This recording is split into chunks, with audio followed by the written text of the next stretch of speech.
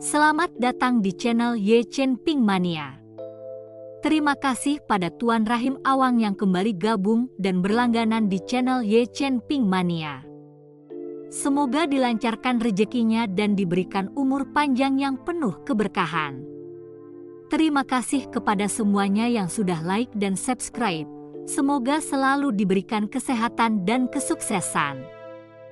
Penguasa Istana Naga Langit bab 4712 sampai bab 4714. Ada banyak kultivator di dinasti Kekaisaran Xiao, dan sejumlah besar orang menerobos alam setiap hari. Xiao Feng segera mengumpulkan lebih dari 100 orang. Orang-orang ini berada di tingkatan yang berbeda, tetapi mereka semua telah mencapai titik kedekatan untuk menerobos tingkatan tersebut. Xiao Feng mengumpulkan orang-orang ini di puncak bukit, jauh dari kota kekaisaran. Kalau salah satu dari orang ini tidak bisa mengendalikan diri dengan baik, saat kesengsaraan guntur berkecamuk, pasti akan merepotkan. Lagi pula, belum pernah ada gerakan seperti itu di alam surgawi di mana ratusan orang memicu kesengsaraan petir di saat yang bersamaan. Tuan Chen, bersiaplah. Saat Anda siap, saya akan membiarkan mereka menerobos dan memanggil kesengsaraan guntur. Xiao Feng berkata pada Chen Ping. Chen Ping mengangguk dan dengan santai menggambar pola formasi sebelum membungkus seluruh gunung. Tidak peduli di alam mana seseorang berada, selama masa kesengsaraan, itu merupakan saat yang paling rentan. Kalau musuh muncul saat ini, pasti merepotkan. Mari kita mulai, kata Chen Ping. Xiao Feng kemudian berkata ke arah ratusan pembudidaya, mulai, disertai kata-kata Xiao Feng, langit seketika menarik awan petir hitam yang besar. Awan malapetaka guntur terus menumpuk dan akhirnya seluruh langit berubah hitam, tidak dapat menjangkau dan melihat. Hanya di tengah-tengah awan kesengsaraan guntur itu, sebuah petir menari-nari bagaikan ular piton, dan suara guntur bergema di angkasa. Pemandangan di depan mereka bagaikan kiamat, membuat Xiao Feng dan Xiao Yuanshan khawatir. Tuan Chen, apakah ini tidak apa-apa? Apakah terlalu berbahaya? Xiao Feng bertanya. Tidak ada bahaya, kalian sebaiknya bersembunyi jauh-jauh. Selesai bicara, Chen Ping langsung berubah menjadi cahaya putih dan menghilang di tempat. Saat dia muncul kembali, dia sudah muncul di bawah awan petir itu. Petir yang tak terhitung jumlahnya mulai menjadi ganas, lalu petir yang lebih tebal dari ember itu melesat lurus ke arah Chen Ping. Ratusan kultivator di bawah semuanya mengumpulkan ki mereka dan berkonsentrasi, tidak berani sedikit pun ceroboh. Meskipun ada Chen Ping di atas untuk menahan kesengsaraan petir, jika Chen Ping tidak dapat menahannya, dan kesengsaraan petir yang begitu kuat menyambar mereka, diperkirakan mereka akan lenyap dalam asap. Kesengsaraan guntur dari ratusan pembudidaya yang berkumpul bersama benar-benar terlalu mengerikan. Chen Ping sama sekali tidak khawatir dengan ember petir itu, malapetaka guntur milik orang-orang ini terlalu lemah jika dibandingkan dengan malapetaka guntur milik Chen Ping sendiri. Ruang asal dalam tubuh Chen Ping terbuka, dan bintang-bintang asal petir bersinar dengan cahaya yang menusuk. Kekuatan dahsyat Thunderbolt Origin meletus dari dalam tubuhnya. Saat asal-usul petir menyebar, Chen Ping merasakan tubuhnya perlahan berubah. Asal-usul petir perlahan-lahan menyatu mengikuti petir di depannya. Dan pada saat yang sama, kekuatan tiga klan dalam tubuh Chen Ping tiba-tiba bereaksi sedikit. Gemuruh. Petir yang tak terhitung jumlahnya membombardir tubuh Chen Ping tanpa jeda sedikit pun. Sementara 100 mil jauhnya, Xiao Feng dan Xiao Yuanshan dengan gugup menyaksikan adegan ini. Mereka tidak tahu apakah Chen Ping mampu melakukannya. Pada saat yang sama, Dalam kehampaan ribuan mil jauhnya dari dinasti Kekaisaran Xiao, 3 sosok diam-diam muncul. Tatapan mereka menembus lapisan awan dan kabut, menatap lurus ke arah dinasti Kekaisaran Xiao yang jauh. Wajah mereka dipenuhi dengan kegembiraan yang sulit disembunyikan.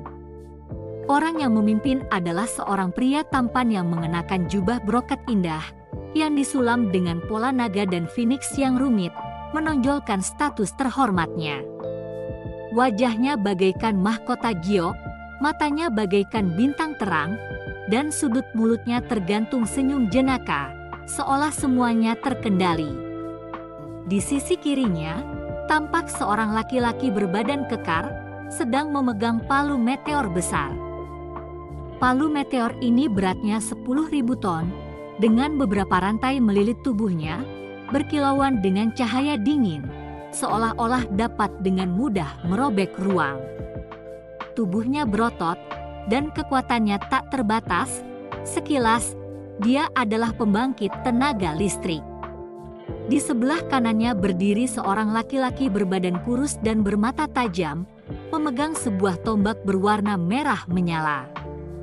Badan tombak itu semerah api dan ujung tombak itu seperti berisi api yang berkobar-kobar, yang mampu membakar semua benda. Terima kasih masih menyimak channel Ye Chen Ping Mania. Di depan ada dinasti Kekaisaran Xiao, dan Chen Ping ada di dalamnya. Pria berjubah brokat itu berbicara. "Kakak, apa yang membuatmu ragu? Ayo kita langsung bunuh dinasti Kekaisaran Xiao, musnahkan Chen Ping, dan ikuti 10 kuil untuk menerima hadiah," kata lelaki kekar itu.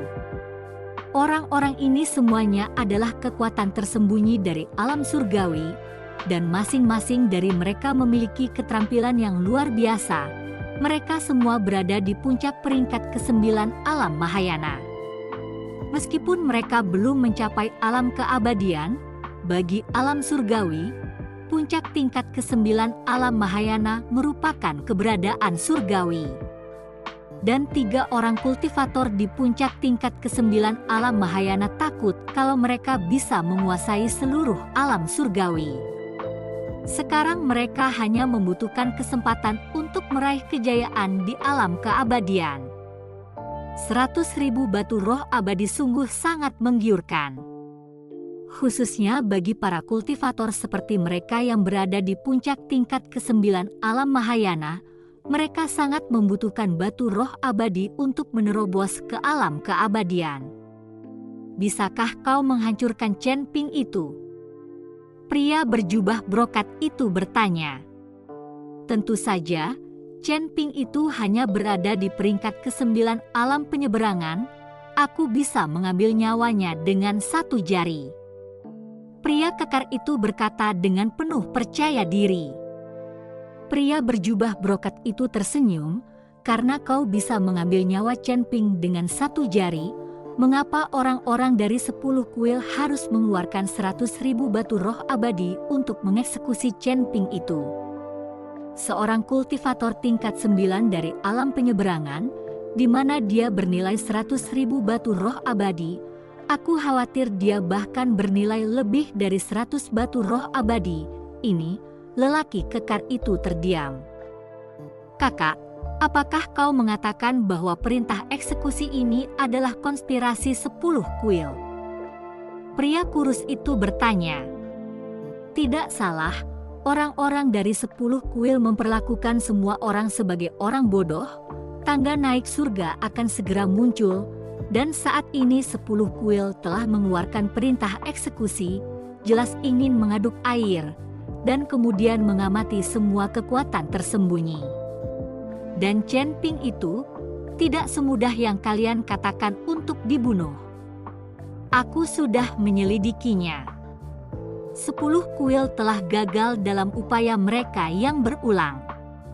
Bahkan aliansi penyegel iblis di bawah 10 kuil telah menggunakan 100 tahun persembahan untuk memburu dan membunuh Chen Ping itu, dan semuanya tidak berhasil. Pria berjubah brokat itu berkata sambil tersenyum tipis.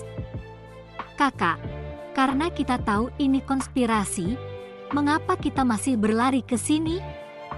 Kita masih bisa berkultivasi sedikit lebih banyak dengan waktu ini. Pria kekar itu berkata dengan sedikit ketidakpuasan. Tutup mulutmu, apapun yang aku putuskan, tentu aku punya alasan. Wajah lelaki berjubah brokat itu berubah dingin dan berkata. Lelaki kekar itu begitu ketakutan hingga dia tidak berani berbicara lagi dan menundukkan kepalanya. Ketiga lelaki itu dengan cepat mendekat ke arah dinasti Kekaisaran Xiao. Aura kuat mereka langsung membuat semua orang di dinasti Kekaisaran Xiao merasakannya. Tiba-tiba, kerumunan dinasti Kekaisaran Xiao panik dan mulai berkumpul satu demi satu. 3 kultivator puncak alam Mahayana tingkat 9, itu bukan lelucon. Pada saat itu, ketika Yang Mulia ke-10 memiliki 1 alam Mahayana tingkat 9, ia telah meninggalkan dinasti Xiao dalam keadaan yang mengerikan, dan jika bukan karena kemunculan Tuan Xi, dikhawatirkan dinasti Xiao sudah lama tidak ada lagi. Tetapi sekarang setelah 3 puncak tingkat ke-9 alam Mahayana muncul sekaligus, itu benar-benar terlalu mengerikan. Xiao Yuanshan dan Xiao Feng juga merasakan aura itu pada saat yang sama, dan keduanya langsung menghilang. Ketika mereka tengah tampil, mereka sudah berdiri di depan ketiga orang itu.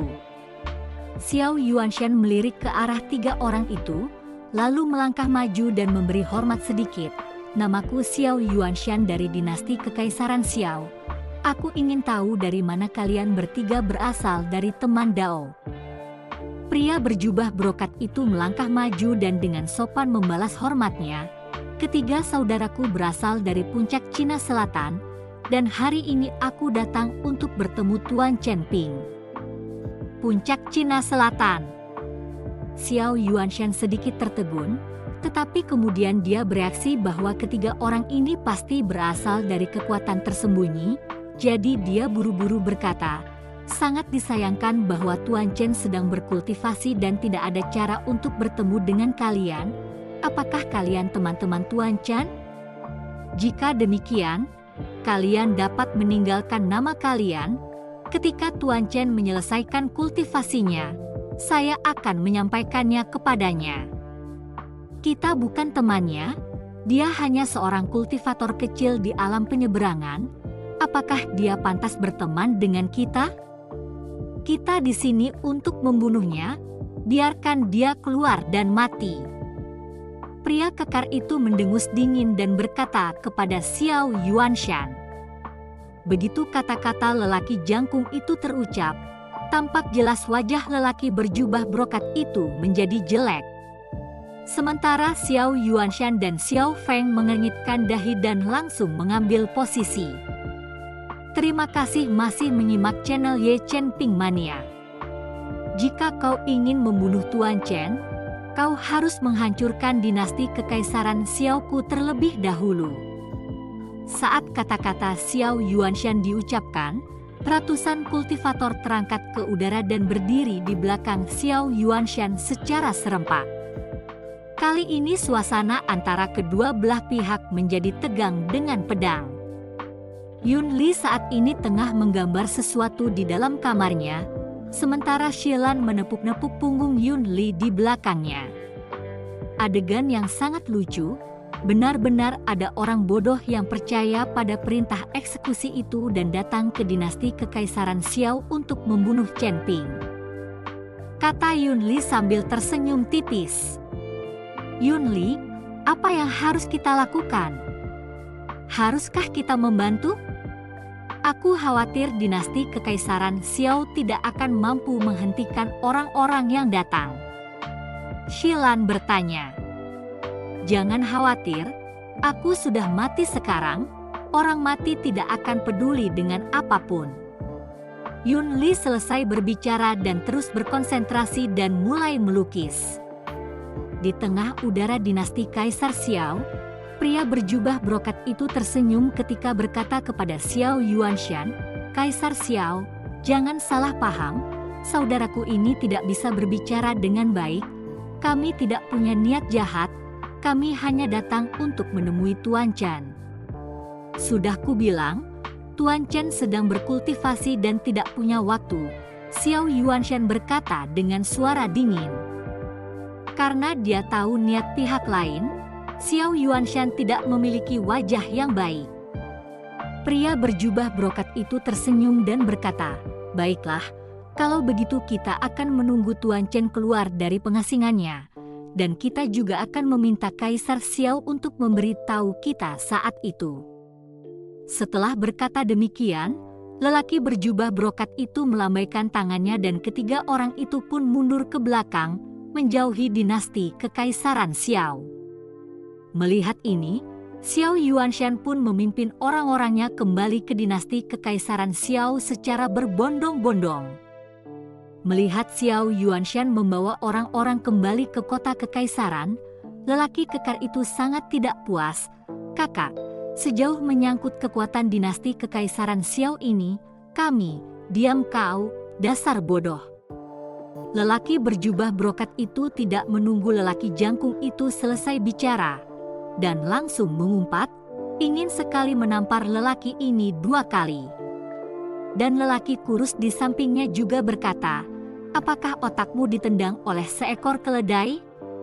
Aku belum pernah melihat orang sebodoh dirimu." Ketika lelaki kekar itu mendengar ini, dia langsung marah dan mengumpat, "Bahkan jika kakak laki-lakiku mengutukku, kau ini orang macam apa? Bagaimana bisa aku mengatakan bahwa aku juga kakak keduamu? Begitukah caramu berbicara kepadaku? Memangnya kenapa kalau kamu kakak kedua? Kamu tidak punya otak. Apa kamu masih boleh bicara?" Pria kurus itu juga melotot dengan kedua matanya. "Kamu juga tidak memikirkannya? Kekuatan dinasti Kekaisaran Xiao itu hanyalah jangkrik di hadapan kita. Tetapi mengapa Xiao Yuanshan itu tidak takut sama sekali di hadapan kita, dan dia bahkan memasang kuda-kuda untuk memperjuangkan hidupnya? Dia yang bodoh, tidak tahu kekuatan kita bertiga." Pria kekar itu menjelaskan, "Omong kosong, kita bertiga sama sekali tidak menyembunyikan napas kita. Bagaimana mungkin Xiao Yuanshan itu tidak tahu? Jika dia tidak tahu, bagaimana mungkin dia langsung berhenti di depan kita? Alasan mengapa Xiao Yuanshan itu tidak takut pada kita sama sekali, itu berarti ada orang-orang penting di belakang dinasti Kekaisaran Xiao, dasar babi bodoh." Pria kurus itu mengumpat dengan marah. "Dasar kau sialan!" Lelaki kekar itu gelisah dan hendak bergerak. "Baiklah." Pria berjubah brokat itu berteriak dingin, menghentikan kedua pria itu dari berdebat, lalu melanjutkan, "Lao Shan benar, 10 kuil mengirim orang untuk menyerang dinasti Kekaisaran Xiao, dan mereka semua akhirnya kalah. Jadi itu membuktikan bahwa ada orang-orang kuat di belakang dinasti Kekaisaran Xiao. Saya juga mendengar bahwa Menara Luo dari 10 kuil langsung terbunuh dalam hitungan detik dan kemudian dibangkitkan. Bukankah pekerjaan semacam ini adalah sesuatu yang tidak dapat dilakukan oleh seorang kultivator biasa? Apa? Masih bisa dibangkitkan?" Kata lelaki kekar itu tak percaya. "Saya hanya mendengarnya saja. 10 kuil tidak akan mengeluarkan 100.000 batu roh abadi tanpa alasan, dan menyuruh orang lain melakukan sesuatu yang hanya sekadar angkat tangan. Kita jelas tidak boleh gegabah, terutama saat tangga kenaikan surga akan segera muncul. Kita harus lebih berhati-hati." Pria berjubah brokat itu berkata. Pria kekar itu sedikit mengernyit dan berkata, "Kakak, meskipun begitu, kamu juga harus tahu bahwa kekayaan dan harta benda dipertaruhkan. Jika kita berhati-hati seperti kamu, kita bahkan tidak akan bisa mendapatkan ampasnya ketika saatnya tiba. Pasti masih ada orang lain yang akan datang untuk Chen Ping itu. Jika orang lain datang mencarinya, maka kita akan menyerahkannya kepada orang lain. Kisah tentang burung snipe dan kerang, seharusnya kamu sudah pernah mendengarnya sebelumnya, kan? Pria berjubah brokat berkata kepada pria gemuk, "Mendengarnya, aku mengerti." Pria kekar itu mengangguk berulang kali. Bersambung.